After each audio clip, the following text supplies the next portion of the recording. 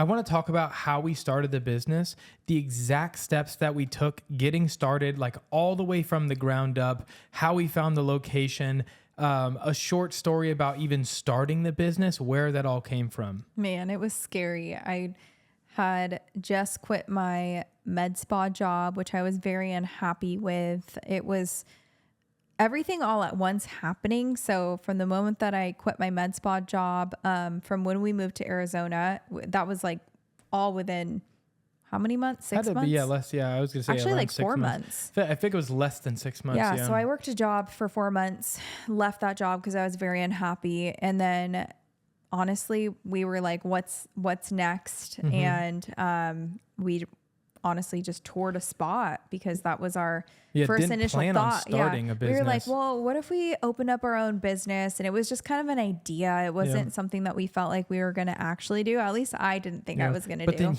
you're the one who started looking up places, which is funny because I think, a quick little backstory is that when you quit, we also grew our first, our old Instagram account up to 20,000 followers, and we're doing consistent brand deals. At the time, we had a pretty low cost of living. So with our projected income, we were like, we could probably live off brand deals alone. It'd be a very tight living, but we could probably do that. And I think, I'm sure how you felt is that as soon as you left the med spa, the immediate struggle of, I like what I do. I like treating people. And I think we were so afraid of starting a business because our brain was just, you have to get a building and all the stuff you have to buy. And you wanted a hydrofacial machine and the back bar that you needed. It felt pretty overwhelming. And it felt like, how are we going to come up like that? Sounds like $100,000. And to get even more real, guys, we lived in a 1-bedroom apartment and it was just so tight. Everything about our life was just crazy at the time. And it seemed like an idea that I was exploring, and I just didn't see myself in that moment that we decided to pull the trigger to say yes. So I'll jump into me quitting my job and then touring literally the first spot that I saw. So I looked it up, got in contact with the landlord. We met up at a time, and it was this big suite that was super expensive. It was $425 a week. And for us, we were barely surviving, guys. It was a really tough time in our lives. And I knew that we needed to do something, but that just didn't sound feasible. That's for how us. much we paid for our apartment rent at the time. But I do want, you did call around and look at quite a few different places, and none of them really made you feel that comfortable of jumping in. I remember that you looked up some suites that you're like, ooh, that one kind of looks a little sketch, or that one looks really dated, and I wouldn't want to bring clients there. And we're like, okay, we'll wait till something falls in our lap.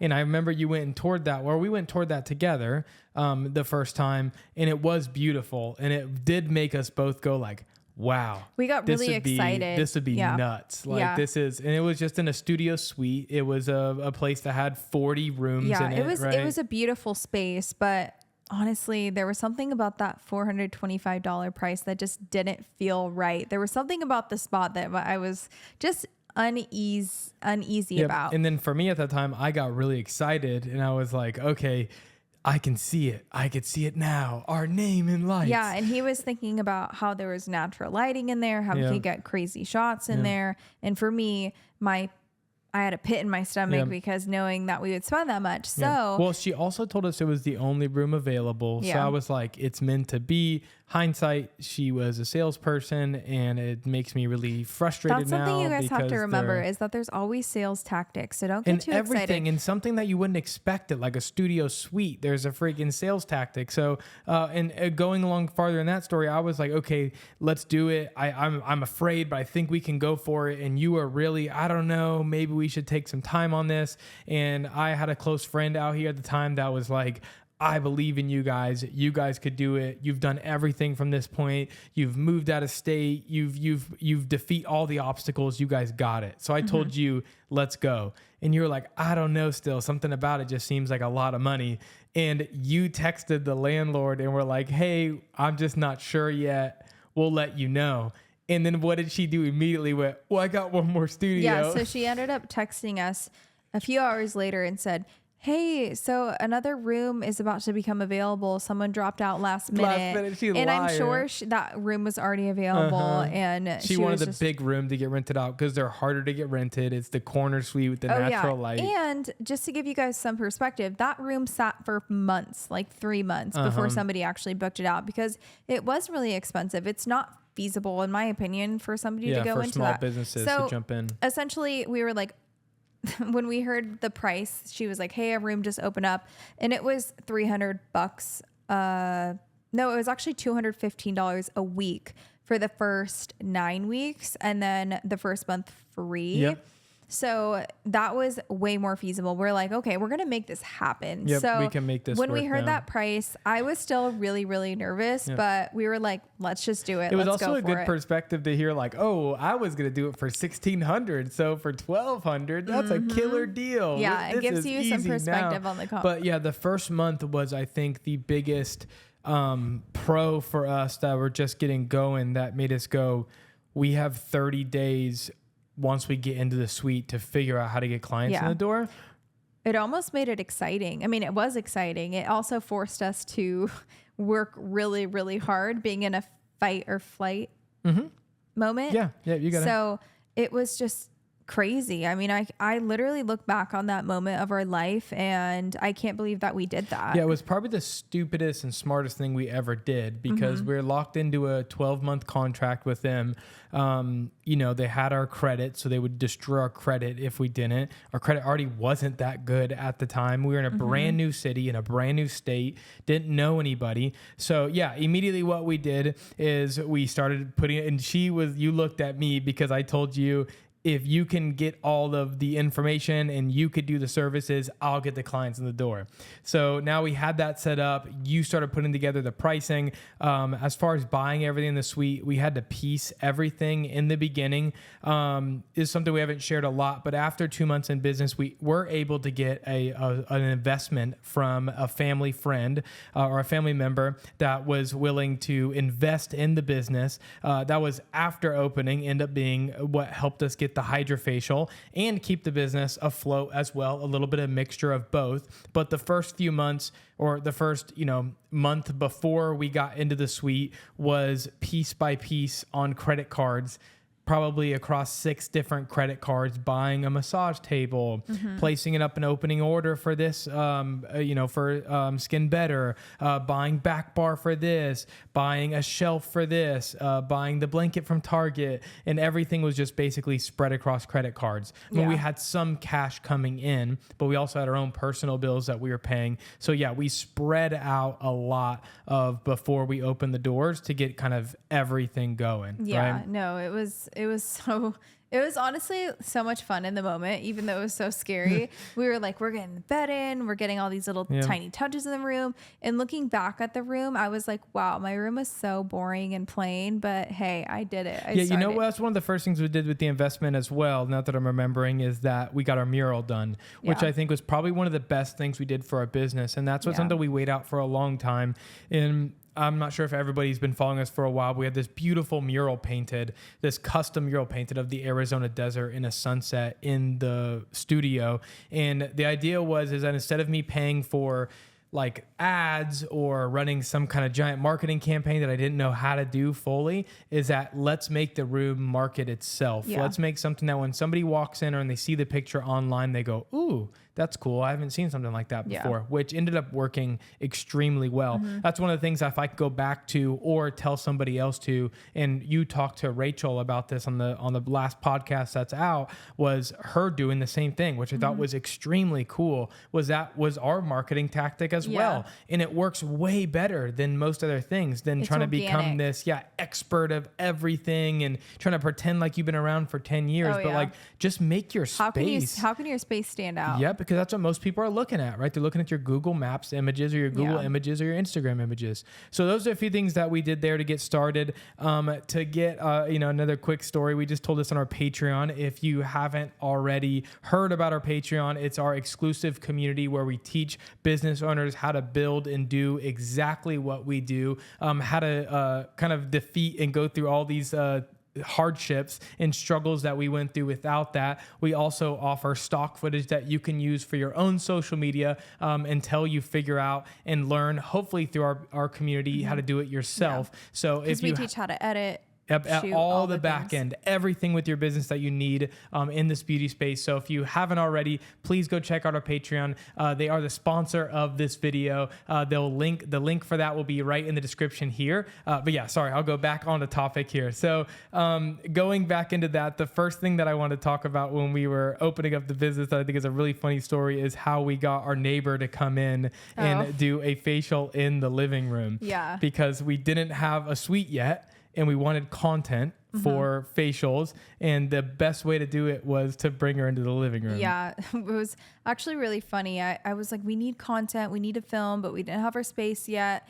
And I immediately just thought of the only person that we knew that I was like, okay, she's really nice. She's really cool. Yeah. I'm just going to go for it. And our neighbor was our first model in our living room with the massage table. She probably thought we were really weird. Yep. I'm still friends with her to this day. Yep. So she was a real one. Yeah, we had the light in the living room. We had a pink backdrop, which we didn't really use for, or purple. We didn't use for the video, but it was just there just in case I went a little too wide so you didn't see our son running around or the cat laying down on the couch blinds in the background. that look like an apartment. Yeah, exactly. So yeah, in that moment, it really took us thinking outside of the box. So even if you're like, oh, I don't have a place to shoot content, you guys, you can literally make something out of nothing. Yep. Yeah. Utilizing the space to your advantage and thinking outside of the box can really get you a long way, because if you're in survival mode of, if you need to eat, you're going to find a way to eat. Yep. And that's what we were doing. We were finding a way to eat.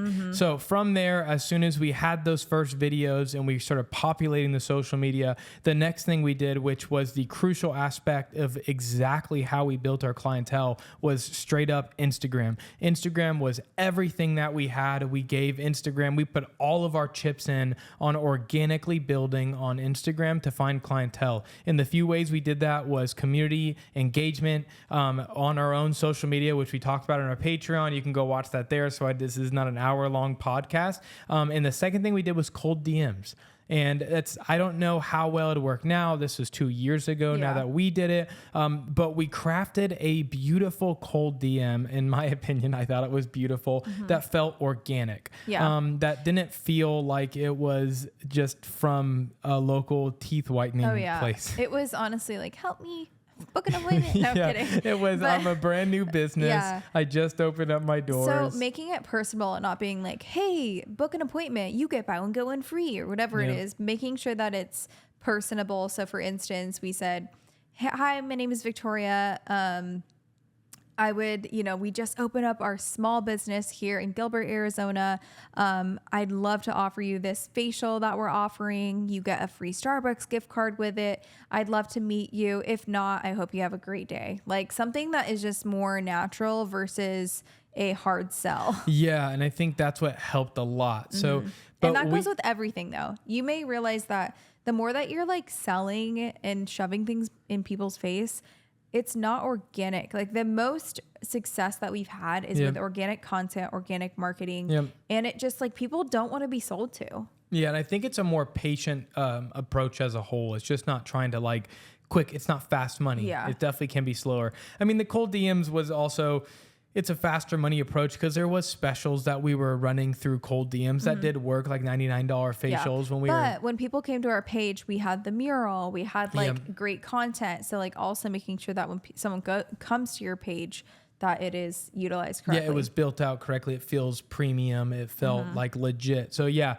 but that was really the cold DM strategy is what got us going. I mean, if it wasn't for that, we were probably sending 100 DMs a day. Yeah. We were spending, if you weren't with clients, and even if you were with clients, I was home sending DMs to a point where Instagram stopped. It wouldn't let us send any more DMs at a point. And we were sending these manually, by the way, too. This was not, I don't recommend any of those paid, websites that you can use that'll automatically send DMs to people or put comments on pages. Yeah. I think those Instagram flags really quickly, and that's also how you end up in the spam. And I'm sure some of ours ended up in spam, but because I was like finding people's profiles to DM. Instagram saw it more organic rather than me just because a lot of people opened them and saw them. So clearly they were ending up in the inbox. Yeah, there was actually one point where when we first opened the business and we were cold DMing, Chris's mom came into town and she helped us send a bunch of cold DMs. We had like the copy and paste like message that she just sent, and we had all three of us sending cold DMs at once.